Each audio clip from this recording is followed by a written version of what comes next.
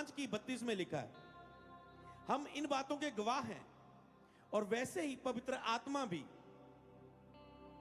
जिसे परमेश्वर ने उन्हें दिया जो उसकी आज्ञा मानते हैं। कहते हैं हम इस बातों के गवाह हैं, वैसे ही पवित्र आत्मा भी, जिसे परमेश्वर ने उन्हें दिया जो उसकी आज्ञा मानते हैं। अब किन्हें दिया गया पवित्र आत्मा? जो उसकी आज्ञा मानते हैं। प्रभु की अंतिम आज्ञा क्या है? जाओ, जाके प्रचार करो। पर कैसे? पवित्र आत्मा के स्पर्श को लेकर, उसकी उपस्थिति के साथ एक रिश्ता बनाकर, परमेश्वर के साथ एक संबंध को स्थापित करके, जहां से तुम प्राप्त करते हो उस प्राप्त करने वाली सप्लाई के साथ जुड़ के, उसके साथ एक संबंध को स्थापित करके,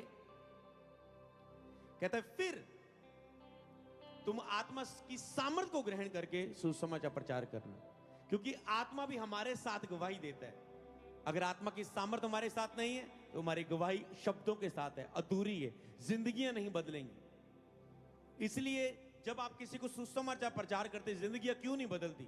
क्यों कोई आपकी बातों पर बिलीव नहीं करता? क्योंकि आपके सुसमाचार में सामर्थ नहीं है।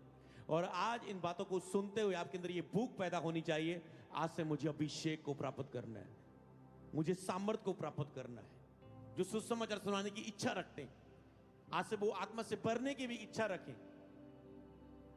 वो पेंतीकोस्त का समय, वो आत्मा से भरे जाने के समय की ओर हम बढ़ रहे हैं, मतलब उसकी ओर हम सीख रहे हैं। तो आपको आज एक ही विषय आपका होना चाहिए, परमेश्वर की उपस्थिति के साथ संबंध, उसके स्पर्श को प्राप्त करना, उसकी सामर्थ को प्राप्त करना। दूसरा, उसके सुसमाचार को प्रचार करना, उसके अभिषेक को, सामर्थ को ग्रहण करके। तो उन्हें दिया गया जो उसकी आज्ञा मानते हैं। तो अगर आप चाहते हैं आपके लिए में स्पर्श बढ़े, तो आज्ञा को माना करें, जो वचन को आप सुनते हैं। कैसे वचन आपकी लाइफ में कार्य करते हैं? जब आप केवल वचन को सुनते नहीं, उसे समझते हैं।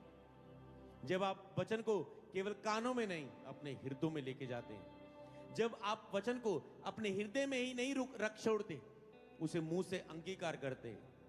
जब आप केवल अंगीकार ही नहीं, उस वचन के अनुसार कर्म भी करते हैं, तब वो वचन आपकी लाइफ में पूरा होता है। हालेलुया।